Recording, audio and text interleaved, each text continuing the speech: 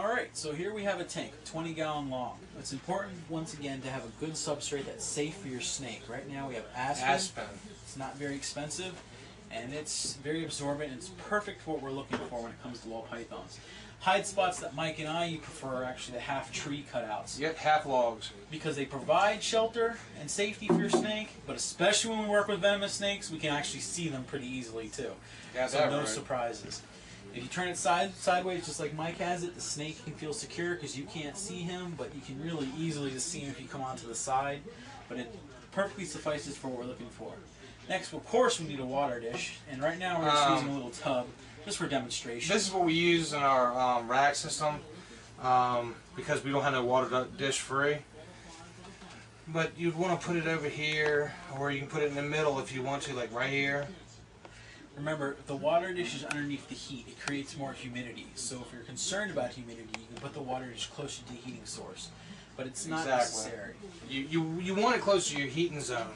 I mean, you don't have to put it in the hot zone because, I mean, it's going to run the water out real fast. Right. But, I mean, you can put it like right on the edge of it, and it still can create that humidity for the ball pythons of what they need. What's important is also you need to make sure you have something that has rough edges like this one here, because when the snake's shedding, it can rub up against this and help get its skin off. That's right. Of course, the screen lid. Now, a lot of people will mention that screen lids let humidity out quickly. Yes, they do. There's so many tricks. Right. You could put plastic on one end. Hand me that. Right there. You can take something as simple as this. I mean, seriously. I mean, and you can sit here and cover up your screen like this. Leave your spot for your heat lamp right here, and you want to come up to about right here, and you can cover the rest of this up with duct tape if you want to. It'll create a lot of humidity. It will. And you can spray the rest with a mister, which is also very important to have when you have snakes. So this is really ideally this is the easiest setup: a hide spot and a water dish. If you want to make it more elaborate, another hide spot underneath the heat would be fine. It just depends. Your snake ideally should have two, but they can get by with one just fine. And the way you see the setup here, the heat lamp all the way down the end, like a 20-gallon tank. It all depends on your ambient temperature in the room. Like we keep ours very hot, like 85, almost 90 degrees. So basically our heat bulb would only need to be like 50. And this tank right here would be steaming, you know, it would be appropriate temperature, like 90, 95 degrees for a ball python, okay? Right. But if your house is cooler, you're going to have to go up. So just remember, you know, you're going to have to play around with the bulbs a little bit, and that's between 50 to 75. Right. You want to play with, you know, here and there for your lamps. That's ideally all you're going to need, but make sure that your lamp is tested for that wattage. Yes. Because it's a fire hazard.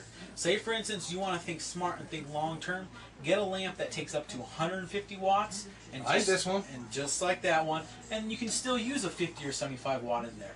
But you don't want to get a lamp that only takes 75 watts and put 150 watts in it, because then you're going to start a fire. Ah, matter of fact, Nick, we're both wrong.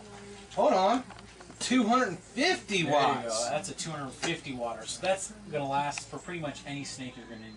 Man, you grabbed the wrong one. I know. See, well, now you made us look stupid. But we're not. Not like the alcohol doesn't already. But anyways, no, seriously though, when you get it, this would be the perfect lamp. You can pick them up for like 14 bucks out of PetSmart, Petco, no problem. Cheap right on Expos. Yeah, you slap them right here. This is what you want to do. You put them down here for your hot zone, your cool zone. Like I said, and he said, you can put your tape here, or you can put whatever you want here to cover it up to give the humidity. I mean, you're going to need clamps too when they get a little bit larger. You don't want your snake escaping, especially if it gets outside and the news starts coming and all that other stuff. You can get cheap clamps for 99 cents. They hook right on here. Or if you're too cheap to even buy that, put a couple books on there at least. And if they need to, they can look at my channel. They can see pictures of the clamps. Right. They can see pictures of, you know, these things right here. I mean, everything, like I said, keeping ball pythons, as you know, is basically simple. I mean, you just got to go with the basics, then you can start doing your thing. Like when you start decorating your cage, you can use, you know, artificial plants, stuff like that. Mm-hmm. I mean, it's all up to you. You know, just keep it safe for the snakes. Absolutely. Do your research, but, you know, you can decorate your tank up. Just, you know, keep the humidity and keep to the basics. Another important tool that you might want to get if you're owning snakes are those hemostats right here. I'm going to put these aside because these are very important, especially if you're going to be feeding your snake frozen versus thawed. Now, the difference between frozen versus thawed is significant, and here's the difference real quickly. Frozen versus thawed mice are good because they can't hurt your snake when you're feeding them.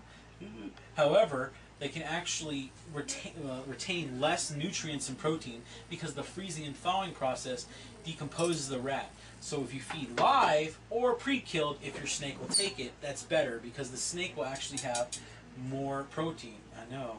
Ooh. These are also a really important tool. And we got these at an expo for only 15 bucks. Another important tool, especially if you ever have to force feed a snake, which is always difficult, but a pair of tweezers can never go wrong with those. So make sure you have the proper tools, just like doing any other job when you're owning a snake. Don't be cheap. Get the proper tools. And don't be force feeding your snake if you don't know what you're doing. Please don't. Aggressiveness is ball pythons. Typically, ball pythons are not very aggressive snakes. Not at all. They're pretty docile. But a couple things that will help ensure that your snake is docile and becomes the pet you want it to be, since you're going to have it for 30 years, is make sure it's properly fed, and you're going to want to feed your snake once every week, maybe twice a week if it's a young baby, because as every animal needs more food when it's younger. Oh, it tapers slowly off to the point where it's an adult. An adult needs to eat maybe once a week to once every 2 weeks. So as they become adults, they eat less and less. So make sure your snake is well fed and handle as often as possible. A lot of people ask me, well, you know what? My snake's so aggressive, I don't know how to handle it. Well, if you can't even handle it, put it in a small container and put it next to you while you're watching TV. So as long as your snake is with you, it's watching you, and it's, I mean... Well, hold on. I got a question for you, Nick. Yeah, sure. I'm going to go buy a snake. I'm a first-time snake owner. Okay. My general thing here is I'm going to ask if it's aggressive. They're probably going to tell me no. Well, they're going to probably reach in there and hand me the snake. Mm-hmm. When the snake starts biting me and starts going crazy, and the guy starts telling me a bunch of BS, why would I want to buy this snake? I would throw it back in his face. Yeah, because don't take no snake that's... Store owners lie. Yes. Okay? They lie. They want to make the sale. They're after money to pay for their bills and everything like that. You want to make sure that you're getting a good snake. So handle it. If it starts biting the hell out of you and everything, you might want to start using your judgment a little bit and start questioning, is this the right snake for me? You want to shop around. You just don't want to go for the first snake and say, hey, that's for me. No, you don't want to do that. And don't buy on an impulse because you see other people who own reptiles. Exactly. It's a serious, serious commitment to make, especially with ball pythons. And if your snake isn't working out for you for whatever reason, do not release it into the wild. No, don't do that. First of all, it's illegal. Second of all, it's bad for the animal and it's bad for the hobby. And it's bad for the environment, too. It's bad for the environment, too, like what's going on in Florida. So find a shelter that deals with reptiles, or find a fellow reptile keeper that will take your snake. Now we're going to end this video by demonstrating the proper feeding of one of the ball pythons. So let's go check it out. Alright. And that's it. Now if you have to feed live, you don't want to be sitting there using your hands, because sometimes you can get bit that way. And you don't want to get bitten. Now if you're feeding live, because you have to, make sure and watch and observe to make sure the snake is not being bitten. I can see right now that the snake is not. No, because every time we feed live, we always make sure it's face strikes. Right. And everything's good. So stand by. This has just been a really short video about some serious information because we wanted to make sure that we got it out there. And these are your basics. If you have any other questions about ball pythons, Mike and I are always available to answer any questions. But we thought we'd just make a serious video today to make sure we got some good information out to you guys about ball pythons. So you know what? We'll catch you guys later. Peace. There was love, I was taking tips, I've been to my